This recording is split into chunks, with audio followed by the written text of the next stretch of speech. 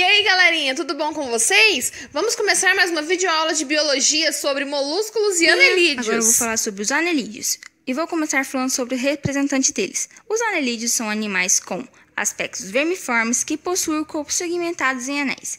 Podem ou não apresentar cerdas auxiliares para a locomoção, sendo exemplos de anelídeos as minhocas, os neréis e os sanguessugas, que possuem as classes oligoquetos, poligoquetes e hirúndinos.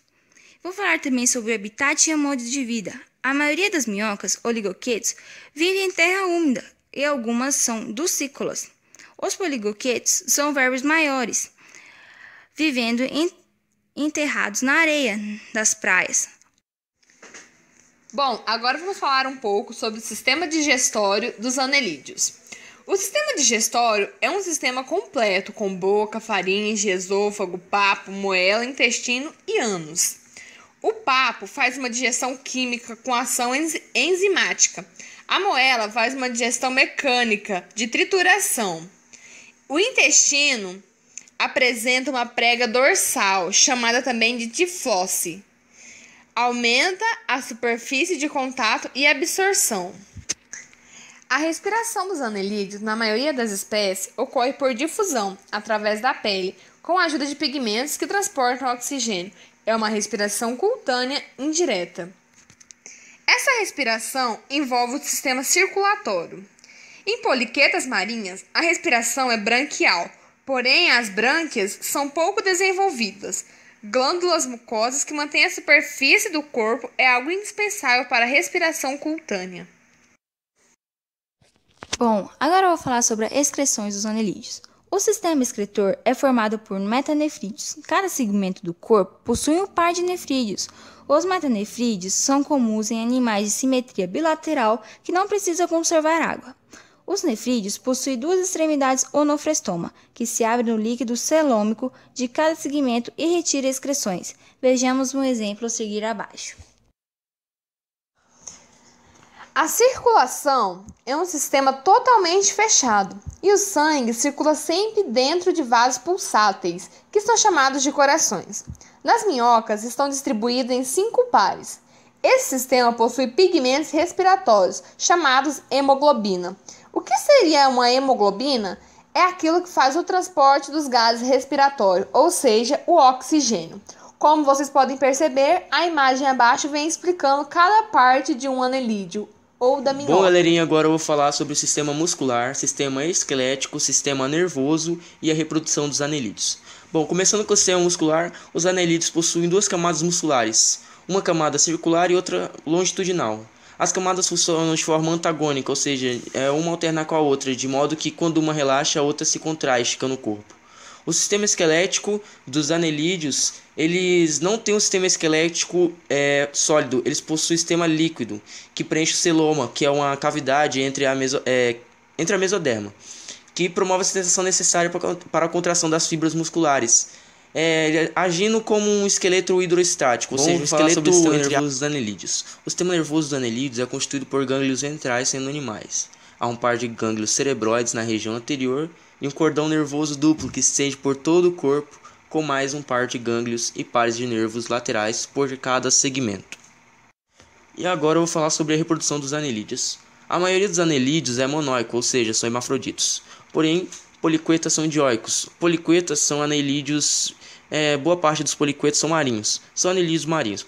São dioicos, ou seja, são machos ou fêmeas. Não são hermafroditos. Eles fazem a fecundação cruzada, externa e com cópula. A maioria com desenvolvimento direto, mas existem espécies que têm desenvolvimento indireto.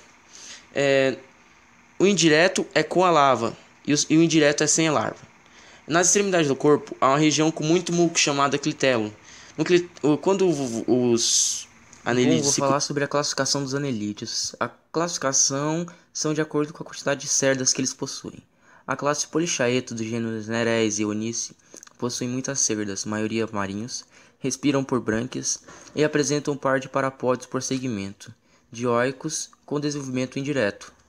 A classe Oligochaeta, minhoca da terra, possui poucas cerdas, a cabeça não é distinta do corpo, o sangue contém hemoglobina, eles produzem humus e galerias no solo, mantendo o solo com nutrientes e arejado importante para a agricultura. A classe Achaeta, sanguessugas, são aquáticas com falsas segmentações e duas ventosas, uma na parte posterior e outra no anterior, para fixação. São hematófagas.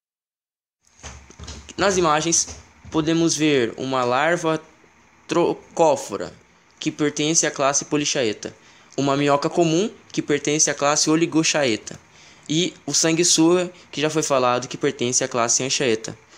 Agora vamos continuar nossa videoaula. Vou falar um pouco sobre os molúsculos, representantes deles. Os molúsculos pertencem à filomoluscula, são animais de corpos moles, não segmentados, viscosos com simetria bilateral, podendo existir representantes assimétricos. Alguns possuem uma concha, podendo ela ser interna ou externa. O corpo é dividido em cabeça, pé e massa visceral. A maioria dos representantes é marinha. Existem mais de 110 mil espécies.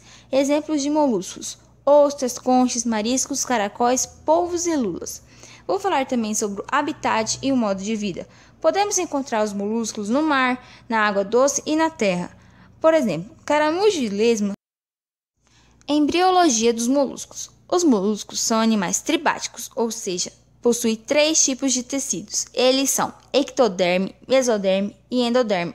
Celomados, que é uma cavidade revestida pelo mesoderme. Protostômicos, próton, primitivo ou primeiro, estômago, boca, são animais que após a conclusão de desenvolvimento embrionário com a função da boca. Digestão dos moluscos. Possui um sistema digestório completo, ou seja, possui boca e ânus. Na boca existe uma estrutura chamada rádula, que é formada por vários dentes da quitina, que raspa o substrato para obtenção de alimentos. Os bivalves não possuem A respiração dos molúsculos é do tipo branquial, pulmonar ou cutânea. Na respiração branquial, podemos encontrar, por exemplo, os mariscos, na pulmonar, os caracóis e na cutânea, lesmas, dependendo do habitat. As brânquias dos molúsculos aquáticos ficam na cavidade do manto e possuem cílios que participam na movimentação da água, fazendo então a troca de gases. Nos molúsculos terrestres, a cavidade do manto abriga os pulmões. Excreção. A excreção é feita por nefrídeos, que são os rins dos invertebrados. Cada nefrídeo possui um ducto com 2 aberturas, uma delas para a cavidade pericárdica, que é uma formação que envolve o coração, da onde retira as excretas, e um poro excretor, chamado nefridioporo, por onde saem as excretas. Circulação. Circulação nos molúsculos é do tipo aberta. O coração ocupa a posição dorsal e fica em uma cavidade chamada pericárdica, como eu disse anteriormente. Possui 1 ou 2 átrios e um ventrículo. O sangue passa das células ao coração pelas lacunas. Nos cefalópodes, o pé é a estrutura muscular mais desenvolvida dos molluscos. Com ele, podem se deslocar, cavar, nadar ou capturar suas presas. Em consequência do desenvolvimento de um maciço e molúsculo paraquêmia, o celoma do molúsculo geralmente se restringe a um espaço que encerra as gônadas e o coração. Os molúsculos marinhos, que são rápidos, se locomovem pela expulsão de jatos d'água que saem por um sifão. Os bivalves apresentam musculatura diferenciada que controla a abertura e fechamento das conchas. Na epiderme existe uma dobra chamada manto, que envolve o corpo do animal e secreta a concha, que é um exoesqueleto calcário. O exoesqueleto que aparece nos moluscos durante a evolução desempenha várias funções, confere resistência ao organismo, permite que o corpo se sustente contra a ação da gravidade. Serve como ponto de inserção dos moluscos, protege contra a descascação e representa como armadura que protege o animal dos predadores. Vou falar agora sobre o sistema nervoso dos moluscos. O sistema nervoso ele é ganglionar, com 3 partes de glândulos nervosos, de onde partem nervos para diversas partes do corpo. Os cefalópodes possuem um grande gânglio cerebroide semelhante ao encéfalo dos vertebrados, o que permite a eles fazer atividades altamente elaboradas. Sobre a reprodução dos molúsculos. A reprodução dos molúsculos ela é sexuada na maioria dos representantes do grupo e a fecundação é interna cruzada. O caramujo jardim, por exemplo, é monóico, ou seja, hermafrodito, com desenvolvimento direto. Na cópula, dois indivíduos se aproximam e encostam seus poros genitais, pelos quais se fecundam reciprocamente. Os ovos se desenvolvem e eclodem, liberando novos indivíduos, sem a passagem por fase larval. Não existe larva na fecundação. Nos cefalópodes, o macho carrega um pacote de espermatozoide, que é introduzido no manto da fêmea para as fecundações. Classificação dos moluscos, meu povo. Primeiro vamos começar com o anfineuro. Um representante dessa classe é o quíton, exclusivamente marinho. Superfície dorsal desse molusco apresenta uma concha calcária e composta por placas sobrepostas uma à outra. Rastejam-se no fundo do mar e se alimentam de algas, que conseguem raspar com a sua ródula na superfície das rochas e possuem uma respiração bronquial. A classe Scafopoda, conhecidos em geral por dentários ou escafopodos, são pequenos animais com pés em forma de cone e dotados de uma concha cônica e alongada. São marinhos e vivem parcialmente enterrados na areia. A classe Gastropoda, continuando a classe Bivalve, seus representantes são as ostras, mexilhões e mariscos. Suas conchas são dotadas de duas valvas, possuem uma cabeça atrofiada e um pé em forma de martelo. Não possuem rádula. Os pés secretam filamentos para fixação, chamado biço. A respiração é branquial, são exclusivamente aquáticos, com representantes de água doce e marinhos. Possuem grande importância econômica. Alguns podem ser utilizados na alimentação e outras espécies na produção de pérola. A classe Cefalopoda, seus representantes são as lulas, os polvos, náutilos e argonautas. São animais marinhos. As lulas possuem uma concha interna. Esses animais possuem uma intensa cefalização e os pés foram transformados em tentáculos. As lulas possuem 10 tentáculos. Agora, como podemos ver na imagem, a lula representando a classe Cefalopoda, o caramujo representando a classe Gastropoda, o Dentalium sp representando a classe Scafopoda, que é a espécie em forma de cone, a concha representando a classe Bivalve, e o quíton representa a classe Anfineura.